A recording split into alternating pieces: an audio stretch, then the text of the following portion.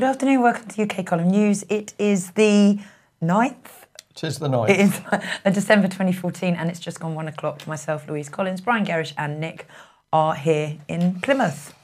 And it's freezing. Well, it is in Totnes anyway. Well, it's freezing in Totnes. It's freezing everywhere else. Manchester is cold and dull.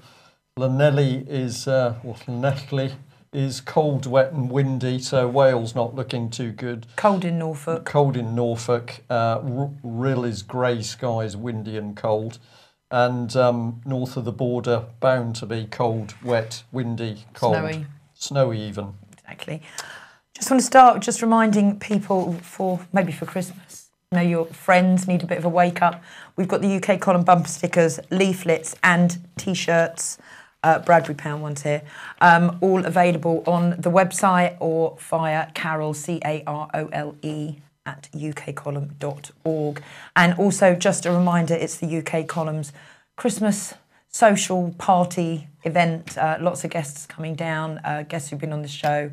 They will be down, and that is next Wednesday, which I believe is the 17th, at the George in Plympton. So it'd be great to see viewers and listeners come and spend the evening with us. It'd be lovely. It will. It will. I'm going first, I think. Well, what better place to start than our beloved BBC, Indeed. bastion of truthfulness and morality and Absolutely. virtually everything else. Okay, so more on where the licence fee payer money is being spent. £21 million in 3 years on taxis for staff, according to the Daily Mail. The Mail are also reporting that BBC executives are lashing out on social media at anybody who dares to criticise them. Danny Cohen, who is the director of television on a £327,000 salary, had a spat over Twitter apparently after a reporter questioned why 62% of Christmas shows are all going to be repeat. So they don't like being criticised. Well, they just want to take home their nice big fat paycheck and crack on. I think this is really good news. I think that what we're beginning to see now is social media get under the thick skin of the BBC. Suddenly the BBC is beginning to realise that people are watching them very closely for what they're up to, the sheer propaganda, general filth and nonsense the BBC is putting out. And on the £3.7 billion budget, they can only manage repeats over Christmas. So if they're getting angry at social media, it must say that they're beginning to feel that they're being watched. So those of you who say, but what can we do to stop what's happening? Well, we're now being given a nice indication by the BBC. Get Facebooking, Twittering, and LinkedIn, and let's get the criticisms, accurate criticisms of the BBC posted all over the internet. And as Mark Anderson from American Free Press said to us a couple of days ago, the problem is that millions and millions of people overseas still regard the BBC as being a bastion of truthful reporting. So let's see whether we can push out enough information over the over social media networks to make it very clear that, of course, the BBC is anything but truthful. I think he is at Danny Cohen, actually, on Twitter. So if anyone wants to go and have a little spat with him as well over about the amount of repeats and where your licence fee is going, at Danny Cohen. There you go. Okay, so moving on, police forces. The head of Lincolnshire Police has written to Theresa May warning her of the implications for public safety and security after the proposed budget for the coming years would leave a £10.4 million shortfall, and the only option would be to lose a fifth of frontline officers to make the books balance. Lincolnshire is one of geographically the largest forces in the country, covering 2,300 square miles, but has one of the lowest numbers of staffing. They've already slashed the level to 1,100 from 1,220, but the proposed budget cuts would mean 236 frontline staff having to go.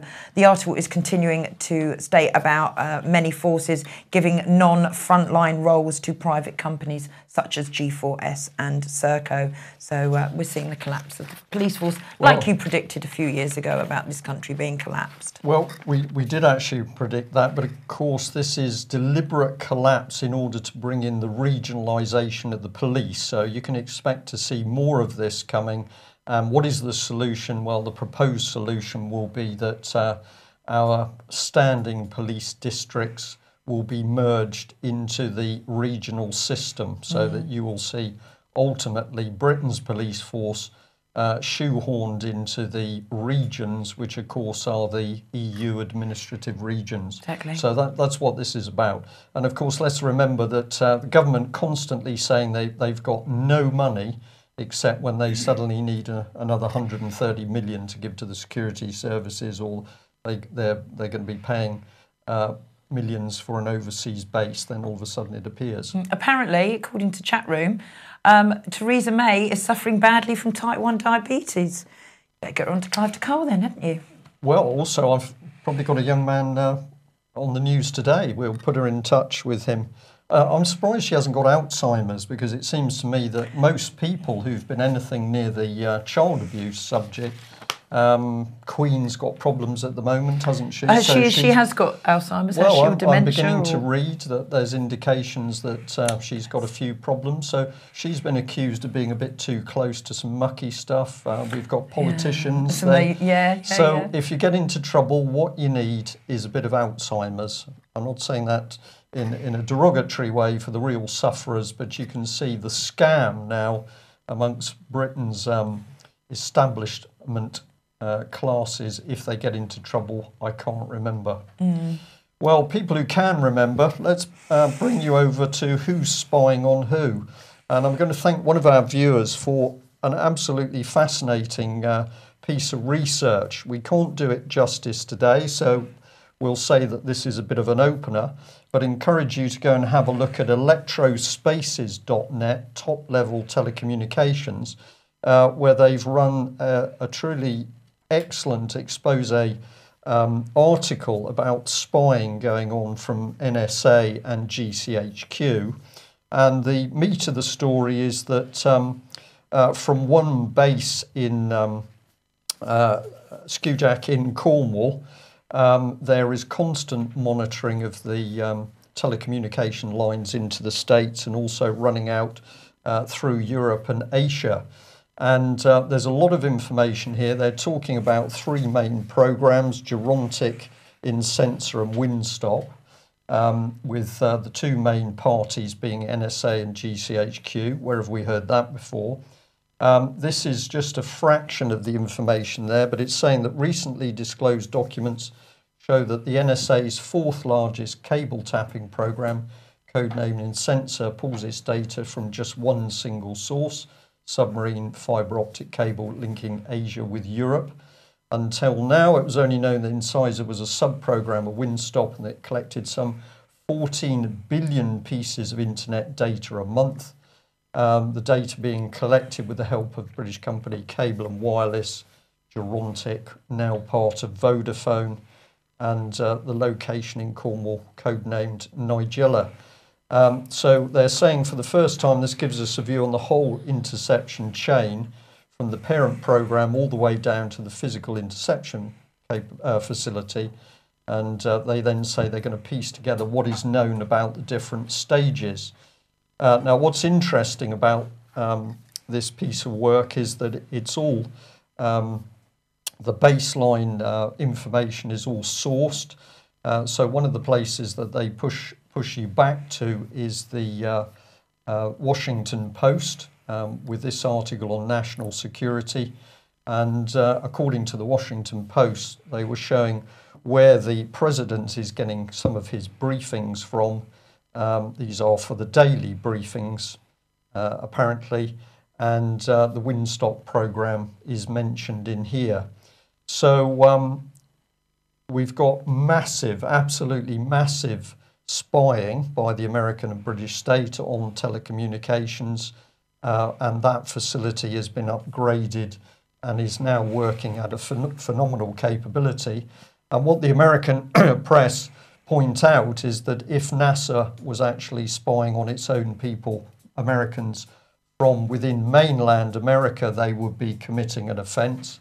But because this is done the British side of the Atlantic, well, hey-ho, no problem. They can take all the data they want. Can I just ask a question? If these spying agencies and, GCHQ, etc., have got this capability, why are they not cracking down on the paedophiles who are sharing videos, sharing indecent images of children? If they have this capability to do what they're doing, why are they not targeting these people? If they have that capability. Louise, I'm going to say again, people don't believe it, that when we put these news programmes together on a daily basis, we generally work on our own subjects. So I'll call up the next slide in anticipation of your question. Okay, fair dues. Right, and here we've got an interesting one. This is the Manchester Evening News, and we're going back a little bit to September, but it's an article about Ronald Castree murder of Leslie Molseed. And basically, horrific murder of this little girl, shown as the inset there. But all the data on this paedophile and killer basically has been removed from Google. And Right. Google says, don't blame us because this was a ruling by the European Court. So initially, I was going to say it's interesting, isn't it, that we've got data being sucked in by our security services, but they don't seem to be able to identify any paedophiles. Exactly. But if you do identify a paedophile, rest assured that you've got the European courts to actually make sure that all the history and detail of these people is removed. So It's just, it's painful now. because it's so obvious. Yeah. Yeah. And this article in the Manchester Evening Post, somebody even likens it to book burning, to say, well, here we go. The truth, history is being now removed from Google. And I think Google's got a point here. If you've got courts saying, well, you have to remove the data, I think it would be nice to see a massive company like Google fighting it. But if we've got proper law and order and the courts are making a lawful decision, people should obey it. But here we go, history being removed. And whose history? It's the bad guys. The bad guys, yeah. So possibly this man might want his history removed fairly shortly. Yeah, it's amazing. Thanks to Angus for sending me this. People keep sending me Tony Blair stories. I can't think why. So here, the Telegraph have been doing some investigations into Tony Blair and his charities and have uncovered that a small number of very wealthy benefactors have aided Blair and his charities start up and continue to run. Blair has been donated millions of pounds from the super rich, the US government and the Swedish lottery, and this is going towards his charities.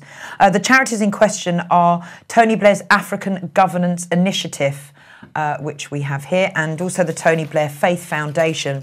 The Telegraph has found that AGI received 1.5 million over 3 years from Italian banker Paolo Palgranieri, I think that's how you pronounce it. Pellegrini. Yeah. 750,000 was given to AGI by the Swedish Lottery Fund. And last year, the Gates, Bill and Melinda, gave Tony Blair and AGI 500,000 donations. So now if we go and have a look at what... So that was probably the small change on, that was the small change. On the table in the kitchen. Probably. Just emptying the kids' piggy banks or something. The odd 500,000. Never mind the starving your parking people. Ticket tin. We just, have you got any spare change, Yeah. And he had parking meters change. Okay, so now let's have a look at the Tony Blair Faith Foundation. They received a very charitable donation from Viktor Pinchuk, who is a Ukrainian oligarch, and he gave 320,000. Hayam Saban, who is an Israeli entertainment executive, he gave 415,000 to the Faith Foundation. And also the Telegraph are claiming they've got a lot of emails showing Mr. Blair lobbying US aid officials ahead of awards for grants over there in the States. Also in this article, it deals with the private office, and a statement coming from the private office say Tony Blair has given 9.5 million to good causes since he left office, and 4 million, which apparently was the advance from his autobiography, he donated to the Royal British Legion. It's extraordinary, isn't it? We've got these people, they're sliding out of British politics. They instantly become incredibly wealthy. That's got to be done on the back of the contacts that they had before they went in, or made during their time in politics. And then once they've established their wealth, then they're there to lecture us on how to run our lives and how to transform the world into a better place. And what wars should be going into? Which wars you want to do, which wars you don't. Trust me, I'm Tony Blair. Thankfully, I'm not. What's this one? Okay, so this is thanks to Ollie. And Ollie, you're real great help when it comes to my stories. Thank you. The Telegraph, again, have followed up on the Charities article with a look into his comfy little lifestyle. Blair claims his net worth is 10 million and dismisses the reports that it's probably actually 10 times as much as the 10 million. So let's have a little look. So the business premises, they're run from a 5-storey Georgian townhouse in Grosvenor Square, central London, which is right practically next door to the US Embassy. The family have a home which they purchased in 2008 for £5.75 million. That's in Berkshire. 7 bedrooms, tennis courts, swimming pools, ornamental gardens. Thank you very much. They also own a townhouse near to Hyde Park, which was purchased in 2004 for £3.65 million. And in 2007, they actually bought the Mews house behind the townhouse for £800,000. More property obviously is owned, scattered around London and the home counties. In particular, one £3.6 million house in West London that Ewan Blair and his wife live in, and they apparently share ownership with Tony and Cherie. As for travel, the Telegraph are reporting that Blair uses a £30 million private jet, complete with a stateroom, lounge, kitchen and crew, to jet across the globe, and he's regularly spotted on the super yachts around Saint-Tropez and Sardinia. So nice life if you can get one. Well, so this man has done exactly what he said he would do while he was in power. Perhaps he's got more power now, but he said that basically in the future people were to be appointed into positions of power. So don't bother with elections, that's old hat. Future leaders from within his third sector were simply going to be appointed into power. So you can see this starting to happen now. And of course, Blair is another untouchable. Start the odd unlawful war, but nobody's going to go near you because you are Tony Blair. Be sent to the gallows. Well, hopefully at some stage there will be justice meted out in the court. It's only a question of time, I think. But what sort of politics has the likes of David Cameron and Tony Blair, Gordon Brown been up to? And we mustn't forget Nick Clegg, of course. He's the grey man, comes forward occasionally for the cameras. Everybody thinks what a nice young man. Then he disappears. Very dangerous in our opinion. Clegg is there in the background, as far as we're concerned, really working on the policies. Who are they mixing with? Well, just have a look at this article from the Daily Mail. And we think this forms part of a picture, so much more to this than meets the eye. But the story is Britain's first 200 million mansion, Qatar's royals to convert 3 homes in London's Regent Park into a vast mega palace. So the Sheikh's wife has bought the homes for a mere 120 million. They're now going to do some refurbishing work for several millions, and they're going to get a 13-bedroom palace for the use of all the royal family. Now, let's just remind ourselves, of course, that these people are intimately involved with the British royal family. And, of course, a few people have got upset because caricature of Prince Andrew here. People are saying, well, you're overseas helping to sell arms. And at the same time, we've got these Arab states with appalling human rights records. But here we are, the great and the good, loved up together with the British royal family. So interesting to know what exactly is going on in the background there and who exactly Prince Andrew is mixing with. Well, Jeffrey Epstein for one. Jeffrey Epstein was for one, indeed, yeah. So let's cut across to this headline, which is Britain to establish first permanent Middle Eastern military base for 43 years in Bahrain. Well, the headline's not quite correct because The base facilities are actually there and being used by 4 minesweepers, but technically we'd withdrawn. I think it was back in 1971. And now we're suddenly saying that there's going to be a major refurbishment and a big base put into Bahrain. So the Foreign Secretary, Philip Hammond, said this will guarantee the presence of the Royal Navy in Bahrain well into the future. The expansion of Britain's footprint builds upon our 30-year track record of Gulf patrols and is just one example of our growing partnership with Gulf partners to tackle shared strategic and regional threats. So a lot of newspeak there, but compared to the American Fifth Fleet, which is a proper naval presence, we've had 4 minesweepers. Now all of a sudden, Philip Hammond is saying, well, we're going to put £15 million into facilities in Bahrain, and they can be used by bigger ships, including our aircraft carriers. Unfortunately, he doesn't actually point out that as yet we don't have any aircraft carriers because we don't have any aircraft to put on the aircraft carriers. So where's this lot come from? Well, let's go back into the heart of the British government machinery, and we see here on gov.uk, working for peace and long-term stability in the Middle East and North Africa. And what are we interested in? Well, we're interested in this, the Arab Partnership. And according to our government, through the Arab Partnership, the UK is supporting reform and tackling conflict in the Middle East and North African region. It's quite interesting. Everywhere we go, we seem to find violence and trouble and wars. But according to the government, we're there to tackle conflict. So Tony Blair was there first, though.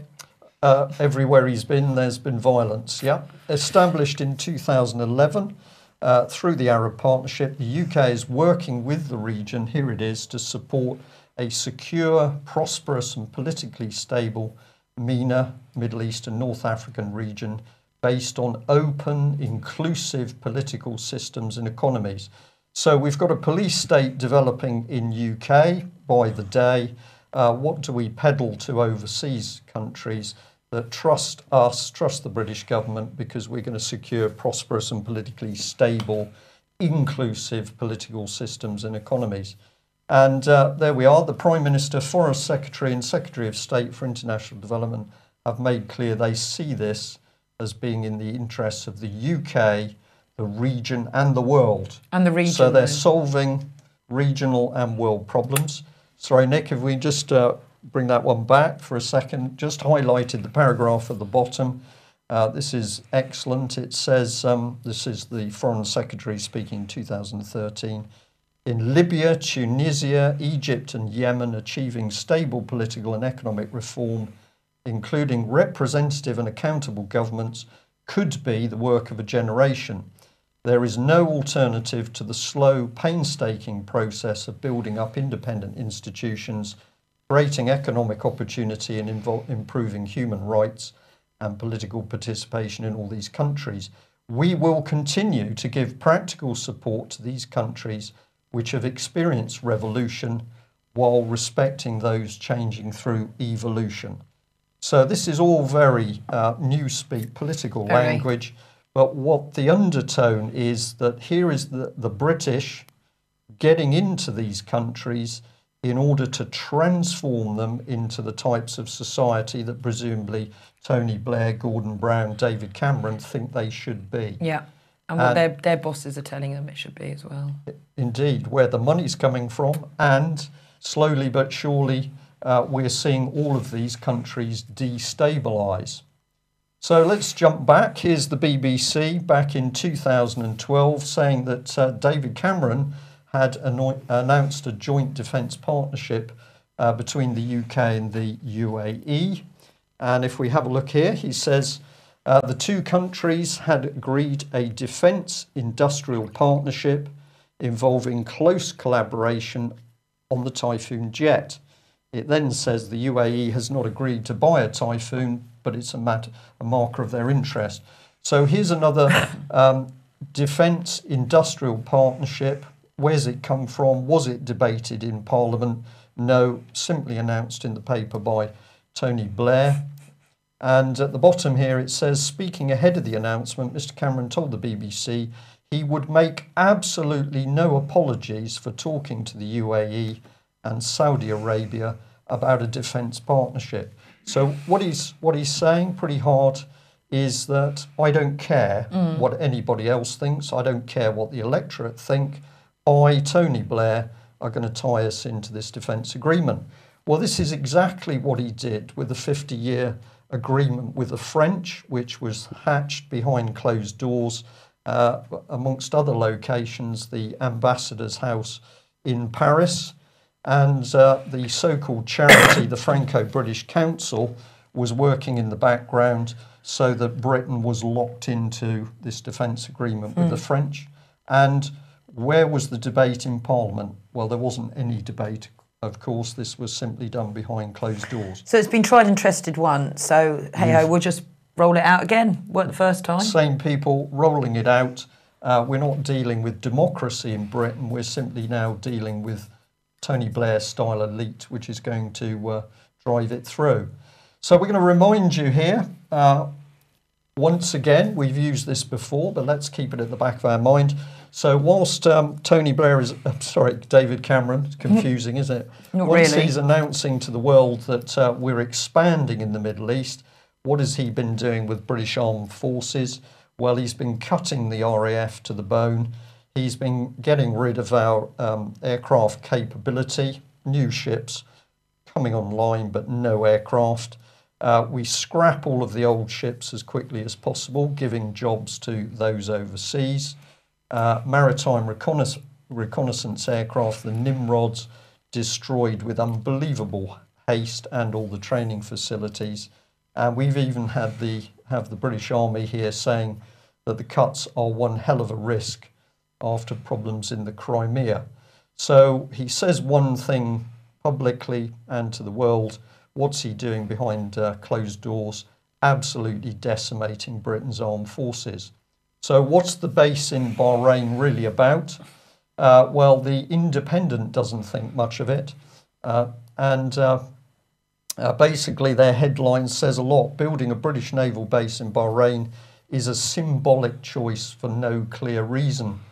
Now, what the text actually says here is that this shouldn't be happening when we're dealing with a country which has such an appalling human rights record. And it's pointing out here that the Sunni monarchy in Bahrain mercilessly crushed demands for democracy and civil rights from the island's Shia majority during the Arab Spring.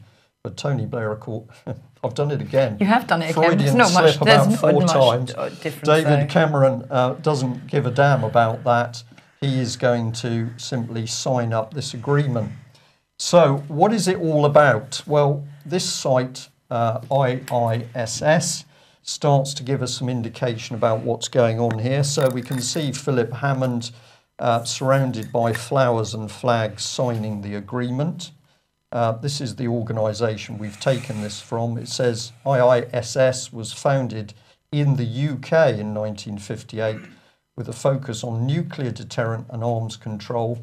Today it's renowned for its annual military balance assessment of countries' armed forces. Do we know what it stands for? I should do, but I was trying to sorry. avoid that. Sorry. You've now caught me out. Sorry. It'll come to me in a minute, but you can of course have a look on the internet and see what it's there for. And well, here's Britain's politicians speaking on their platform. So we've got the 10th Manama Dialogue and Philip Hammond, and he's waxing very lyrical about Iraq and Syria needing sustainable, legitimate and inclusive governments capable of providing their own security. And then it's saying in Syria, it's clear the only way to defeat Daesh and bring stability back to the country is through political transition. So here is the model that the British are going to be telling these countries how they've got to change their political system. Mm-hmm. And in Iraq, the new leaders must deliver on their commitments to inclusiveness, and we welcome the progress which Prime Minister Al Abdabi has started to make in this respect. And what's he then talking about? Sharing of oil. So pretty easy to see what that's about. And this one at the bottom is again talking about strategic priority for the Gulf, building partnerships for security, partnerships for prosperity, partnerships for stability. So pretty horrific. It is. International Institute for Strategic Studies. Thank you. Thank you, Mr. Lockwood. Thank you. And I'll make sure I get that right next time. So here we are, back with the International Institute for Strategic Studies. And we just point out that we have this gentleman, Dr. Florence Gorb, Senior Analyst, European Union Institute for Security Studies. So not just Britain, of course, going into the area, but behind the scenes, we've also got the European Union. Well, it gets deeper, and I'll say stay with us. Not having a good day today. Let's have a look at this man here. Now, he is just one individual, and we're not saying that this gentleman has done anything wrong. All we're simply saying is it's interesting to see the type of people connected with transitional change in the Gulf. Now, let's have a look at his background. Should be able to animate this, so we should see it scroll down in a minute, hopefully. Here we go. And what you will see is this man working through a whole range of organisations, Global Shaper, co-founder of Diabetes, that was the connection. We've got the Arab Youth Movement, we've got Negotiator Fellows, we've got the One Young World, another diabetes one, and here we've got TED, which has been involved in a lot of stuff to do with change in the UK. But it goes on, business development, Middle East. So it's another one who started his career at the age of 4. Yeah, Arab banking, yeah. And here we are, Bahrain Responsible Business Survey, so he's been there. Biomimicry, Cass Business School. This is getting into the heavyweight change stuff. And here we go, Tutu Foundation and their common purpose. Can you just go back to the top, just have a look at his picture and just see his age again? Let's see. Because again, it's like he's got... He doesn't actually say. I'm going to guess he's early 30s. Okay, so he started his career, he started his professional career probably around 4 or 5 years of age to get all that lot crammed in. Well, it's very interesting. These are the sorts of CVs we get interested in because you say, where do these people come from? Now, what is he involved in? Leadership, youth leadership in the Middle East. So let's jump across to common purpose. And this is ITIA, one of the common purpose initiatives.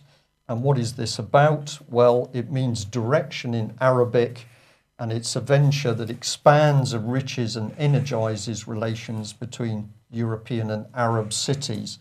So here's common purpose burying its way into the Middle East.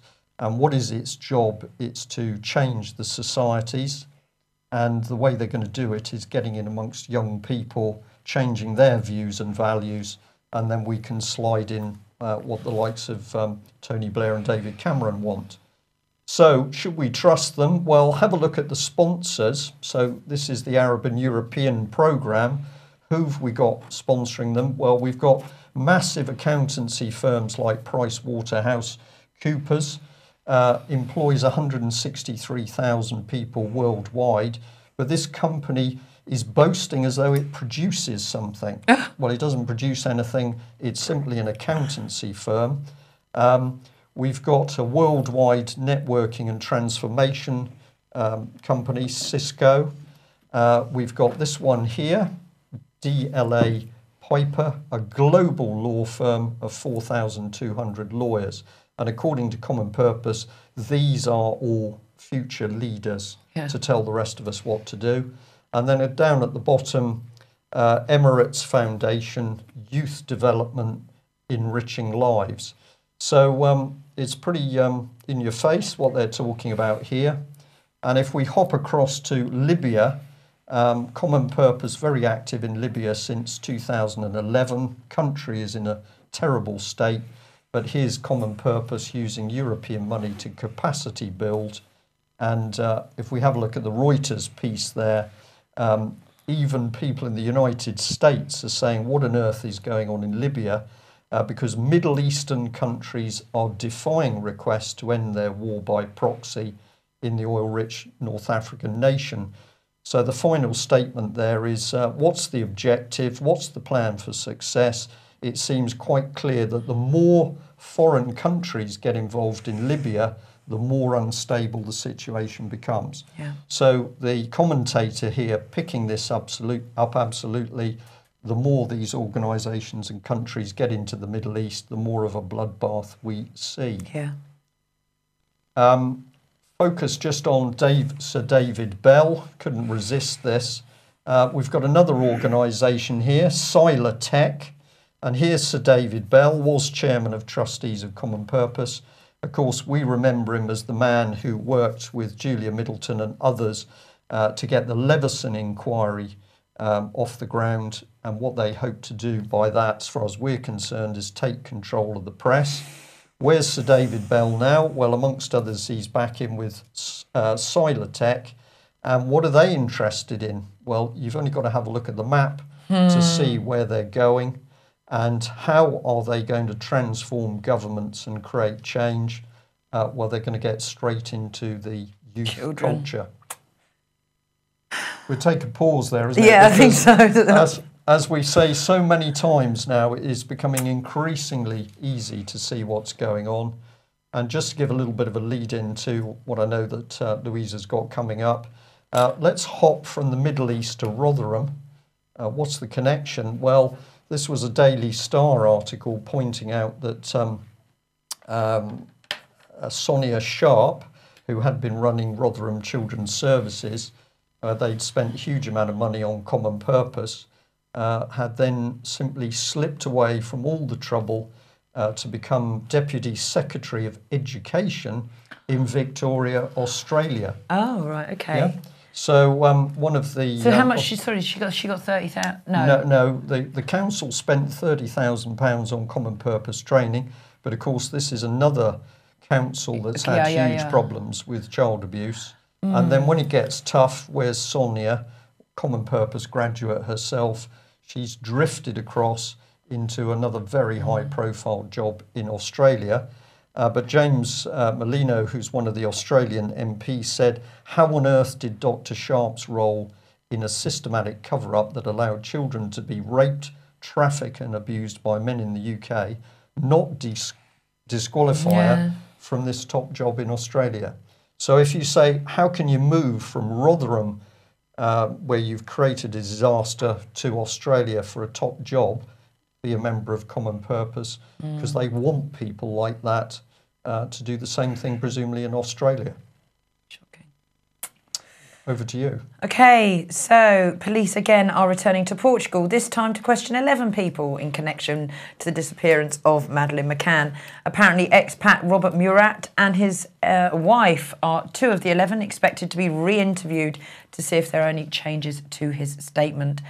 So far, reports claim that this case has had 8 million spent on it so far, and anyone who hasn't seen it, I'd strongly recommend people go and have a look at Richard D. Hall's video on Madeleine McCann. It can be found on YouTube or on Rich Planet website, and it's definitely one to be watched. All the evidence laid out for people to make their own minds up, and well, mine certainly was. Have you seen it? I've seen part of it. You need to see part 3. Okay. Part 3 and 4, vital. Okay, more? We're going on? We are indeed, yeah. Okay, a panel member of the Westminster Abuse Inquiry, Graham Wilmer, spoke to Sky News saying there are potentially 11.7 million victims out there and many will start to come forward. Wilmer also claims that child abuse has reached epidemic level, and stats reveal that 1 in 6 under 16-year-old boys have been abused and 1 in 4 girls.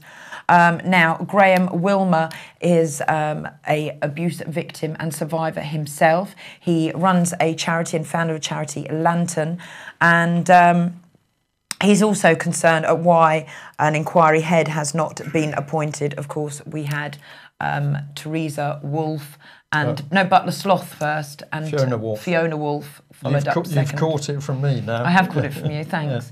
And obviously Theresa May still hasn't bothered appointing anybody to head this inquiry, and calls are still coming for Bill Maloney, Robert Greene, Chris Fay, Brian should be doing something themselves. I don't think there'll be any calls coming in any of those directions, because of course Theresa May's problem is who is the next pair of safe hands to keep a lid on rooting out the real child abuse abusers.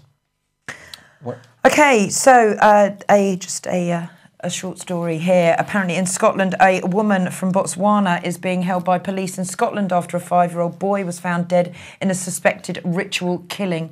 The woman is believed to be the mother of the child, and she was arrested in Clackmannanshire on Friday after police received a telephone call about the child's welfare. We're seeing quite a lot of these ritualistic, satanic kind of killings recently, aren't we, coming out? Well, they're reporting on them, but they're blaming people from other countries.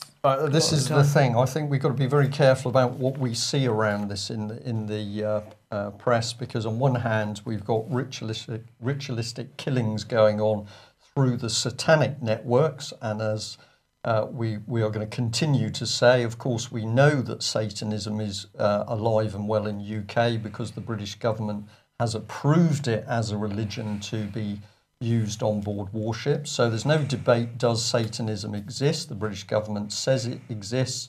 It exists on board British warships. What the British government doesn't talk about is the ritualistic killings amongst the Satanist fraternity. So those child killings, government doesn't want to talk about, but when we get people from overseas involved, then of course all the headlines come in. And of course, are we actually looking at Satanism at work, or as the government would prefer us to say, oh no, what we're looking at is something to do with Christians rooting out evil spirits. Yeah. So there's a lot of propaganda going in here, and I think we've got to look at it carefully.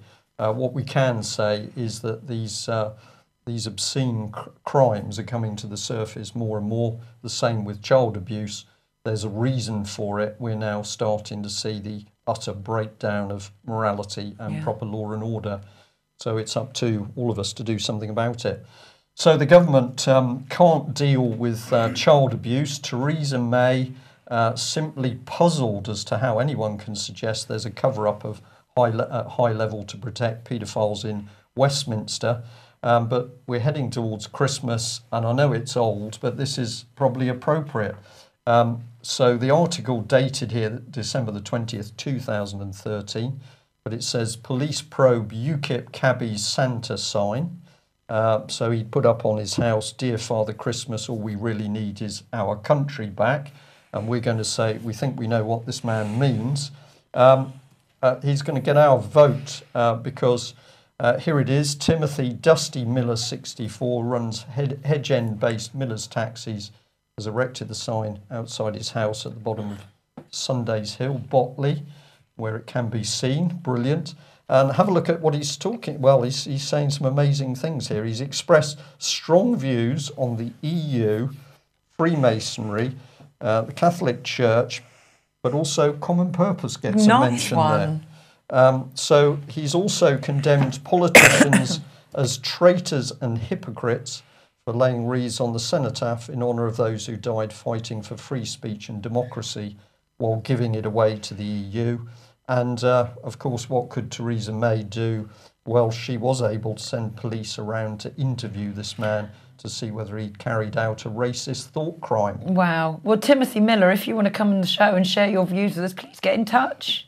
We'll see what happens. Thank you. And I think we're also going to end on another UKIP article. We are. OK, last night UKIP suspended their General Secretary, Roger Bird, after Natasha Bolter, who's a UKIP candidate for South Basildon, quit after claiming Mr Bird sexually harassed her.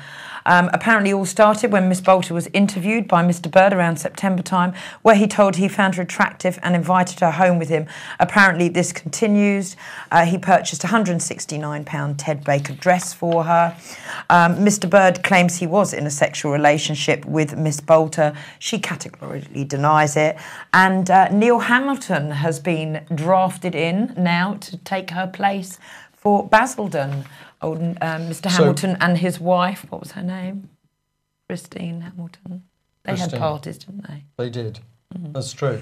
I think we're going to watch this very closely. The UK Column's view has always been that as the election approaches, you will see the attacks starting to come in on UKIP. And we're going to take a bit more time to see what's really going on with this incident. But our prediction is the more support the UKIP gets, the harder the attacks are going to come in with an attempt to protect the Tory party, basically. But we'll see. So there we have it. Somebody said in the chat room, we're not too sure why we're covering so much in the Middle East when we've got all these problems in UK. We would agree with that statement. But we're also saying if you want to stop what's happening in UK, you have to understand how things are being done. And by taking a look at how the British government with the Foreign and Commonwealth Office with Common Purpose and the third sector is destabilising overseas countries, just look out your own window here and it's exactly the same technique being used. So probably we should end by saying our sympathies go out to all the countries overseas that at the moment are suffering terribly under the hand of the treasonous politicians we've got in Westminster, in London. Can I just quickly say I've had a lot of emails asking after Sam the blogger. I spoke to him about 3-4 weeks ago. He's very well, he's in good spirits, and more videos will be coming soon. I think he's just had a bit of time out. And also Ben Fellows is very, very well and will be in touch with us all shortly. And Sam, if you're watching, please come down to our Christmas party. If you can. If you can. Okay, that's it. We'll see you tomorrow. That's it for today. Same time tomorrow. Bye-bye. Thank you. Bye-bye.